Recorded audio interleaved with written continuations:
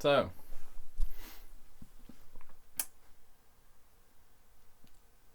caramel frap. Yeah, that's the name, eh?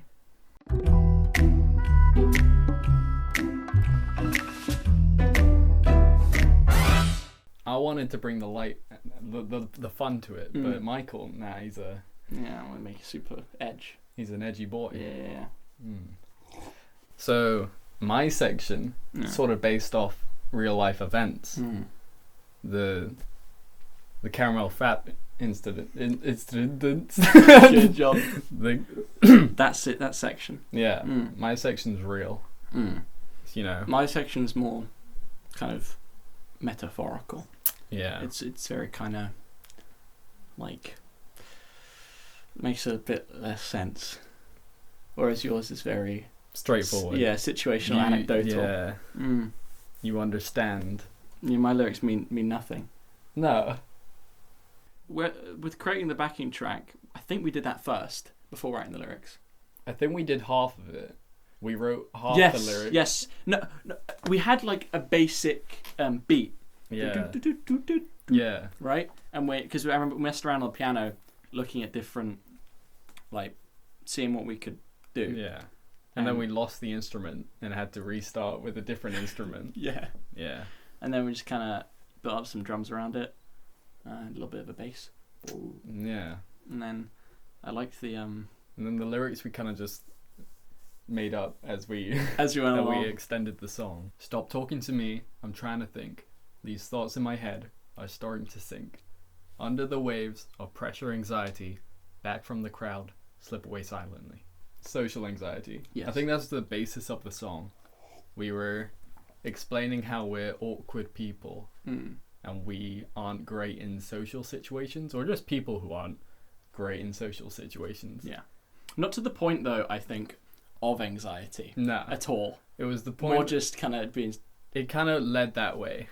Yeah. At first, it was just going to be like, hey, I just suck at talking to people. Yeah. But the way the song carried on, it got deep. This guy made it deep. They did make it deep.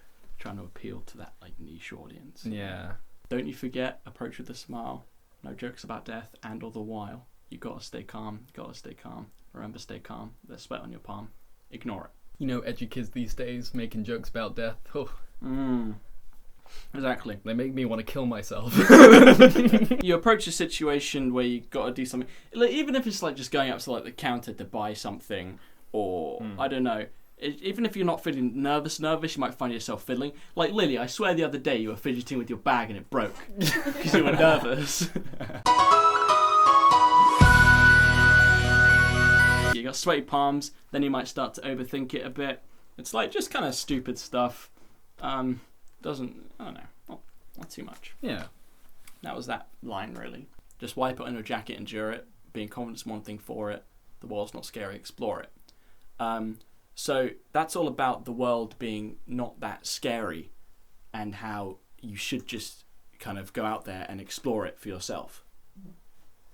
There's so much to do, so much to see. Just give it a chance. Maybe you'll be happy one day, not feeling so down. Hit the restart, turn your life around. That's all about time travel, that bit. And I saw this one film called Click. It's got Adam Sandler in it. He has this remote control, and he uses it to like travel forward in time and things, and he like fast forward stuff.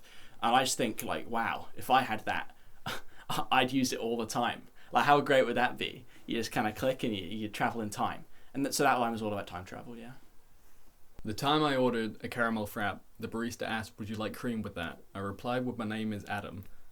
Ding. God damn it, I did it again. Yeah, that happened. He goes for the handshake, I go for the hug. Oops! Oh. But that doesn't matter, because I got the job. Hey! Now, did that happen? No. But it could have. So my bit is pretty literal, you know. Tried to shake a guy's hand and gave him a hug, you know.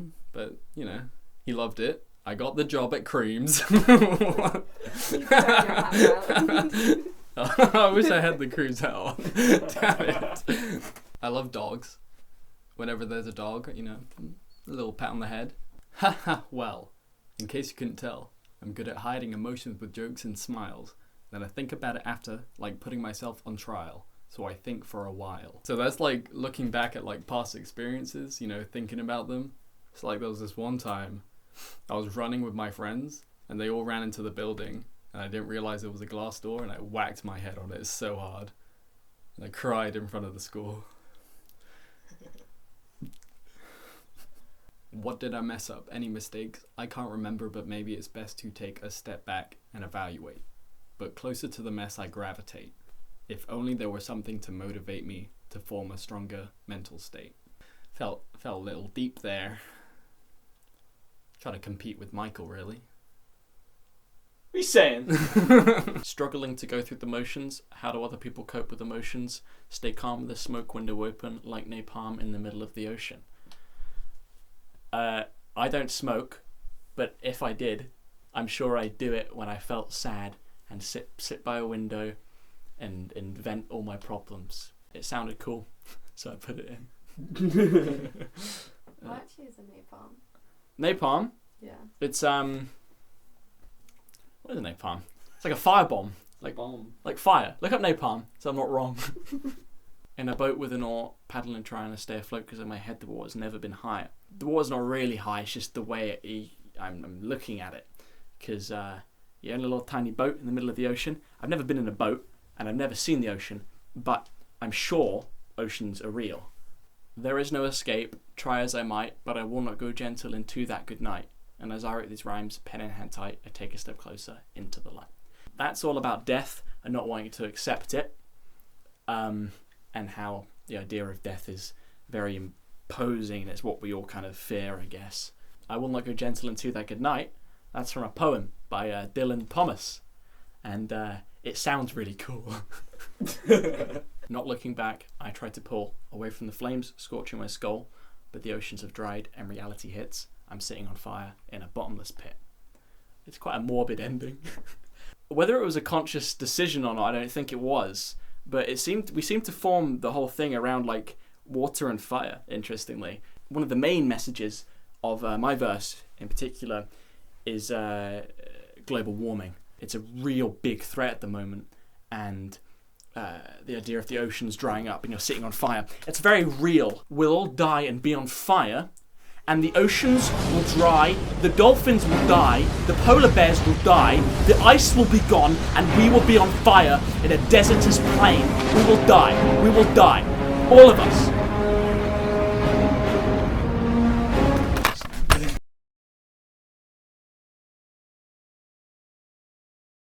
The whole music video was filmed facing upwards. And you think it's because, you know, we want to make ourselves seem more powerful. It's a media. Yeah. But our camera woman was tiny. Very small lady. Very small lady. Almost a dwarf. Some may say dwarf lady. Goblin boy. That's what That's what we call her. Not to her face, of course. No. Hey. And that is the height of Lily. Very small boy. Very small boy indeed.